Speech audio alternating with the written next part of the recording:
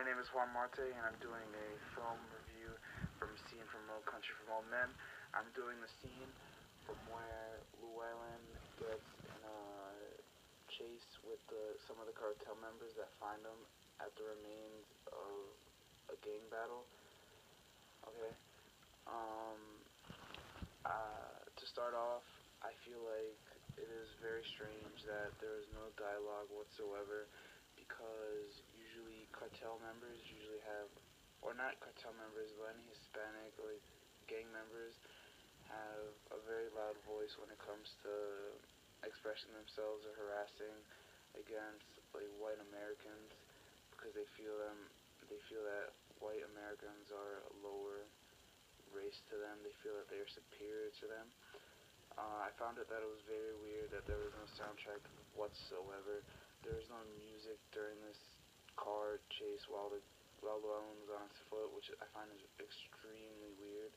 But I guess in that sense that it makes the viewer feel more suspense, and it puts himself like they could hear Llewellyn's footsteps and hear the car's tires grinding on the sand instead of them hearing the rhythm and bass of a song.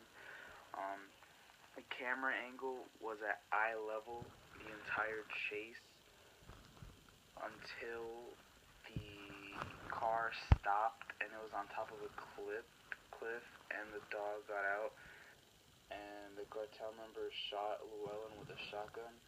I believe they did that so that it could symbolize that that the cartel members had a higher advantage than Llewellyn at that point, because they had a dog chasing him and a gun pointed to him, so they were on top and Llewellyn was on the bottom, which he obviously looked weaker.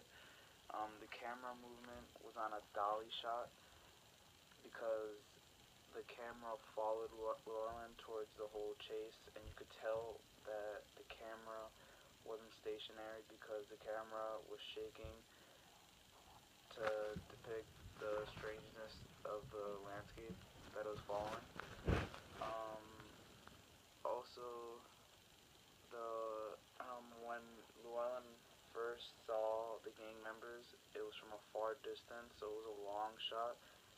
And actually, he didn't know that they were gang members, so I guess that's why the director put it as a long shot, because Llewellyn had no idea who these people were, so it was left as a mystery. As they got closer, it turned into a medium shot, because Llewellyn and the cartel members knew who one another were at that time. Moving on to some literary aspects of this scene, there was some symbolism for sure. Um, I feel it's strange that nobody noticed this at all, but I thought it was just crazy while I was doing this. Um, because Llewellyn went to that scene so he could drop off some water and save this dying cartel member. But in fact, towards the end of this scene, what ended up saving Llewellyn himself was the water in the ravine. Because if there was no water there, he would have been running on the desert, and the dog would have eventually chased and obviously stopped and killed him. But the water gave him an advantage against the dog, which saved his life, which I feel is incredibly ironic.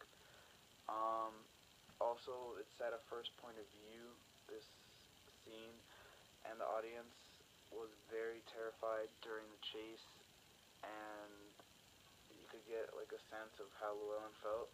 The setting was at a desert, and it makes sense because it's the only type of place that I think that this kind of stuff would go down.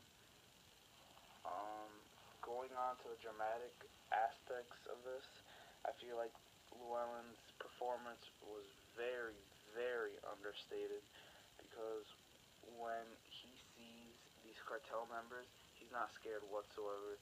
Like he shows no facial expression that he's terrified at all. He waits. He actually waits till he sees they see him, and then he runs off. Also, when he gets shot towards the end, and he's picking the gun shells out of his wound, he shows no pain whatsoever. Um, Also, I feel that the location doesn't look staged whatsoever because the whole background and everything looks ridiculously real. Even the transition from the desert land to the ravine looks, and especially the ravine, look absolutely real. So if it turns out that this scene was fake and done in like some studio lot, then I'll be astonished because whoever did make the scene was is incredible.